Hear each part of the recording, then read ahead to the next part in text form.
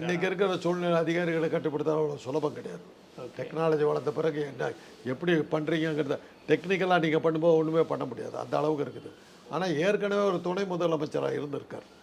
அப்போயே அவருக்கு அந்த இதெல்லாம் தெரியும். கார்பரேஷனில் இருந்திருக்கார். அதிலெல்லாம் அவருக்கு அந்த ட்ரைனிங் இருந்திருக்குது. அதனால் அவரால் கட்டுப்படுத்த முடியும். விஜய் என்ன சொல்கிறாரு, அவர் சர்க்கார் படத்தை பார்த்தீங்கன்னா தெரியும். தேர்தலில் அவர் ஜெயிச்சிருவார், ஒரு கட்சி ஜெயிச்சிடும். நான் ஆட்சிக்கு வர மாட்டேன், அந்த அதிகாரிகிட்ட கொடுப்பேன். அதிகார வர்க்கம் என்ன பண்ணுங்கிறது அடிப்படை ஞானம் கூட இல்லாமல் ஒரு ஆள் இருந்தாலும் கட்சியை நடத்திட்டு அது உண்மையாக போச்சுனாக்கா அந்த கட்சியில் இருக்கும் போகிற ஜெயிச்சுட்டு அந்த அதிகாரிகிட்ட கொடுத்துட போகிறான். மக்களுக்கு அதிகாரிகளை பற்றி தெரியாதுங்க, தெரியவே தெரியாது. அவன் வெளியவே பார்க்க முடியாது. முதல்ல அவங்க வந்து ஃபேன் போட்டு ரூம் திறந்து வச்சுருப்பாங்க. ஏசி வந்தது கூட இழுத்து மூடிக்கிறாங்க, பார்க்கவே முடியாது. காமராஜர் ஆட்சி உழுந்ததுக்கு காரணம் அதிகார வர்க்கம் காலவரி விட்டது தானே. ரேஷன் கடையில் வந்து அரிசியில் நோ ஸ்டாக் போர்டு பக்கத்துலேயே அடுத்த 10வது அடியில் பிளாட்ஃபார்மில் அரிசியை கொட்டி விற்றுக்கிட்டு இருக்காங்க. மெயில் பத்திரிகையில் அதை ஃபோட்டோ போட்டாங்க. அதுதான் ஆட்சி உழுந்தது மிக முக்கிய காரணம்.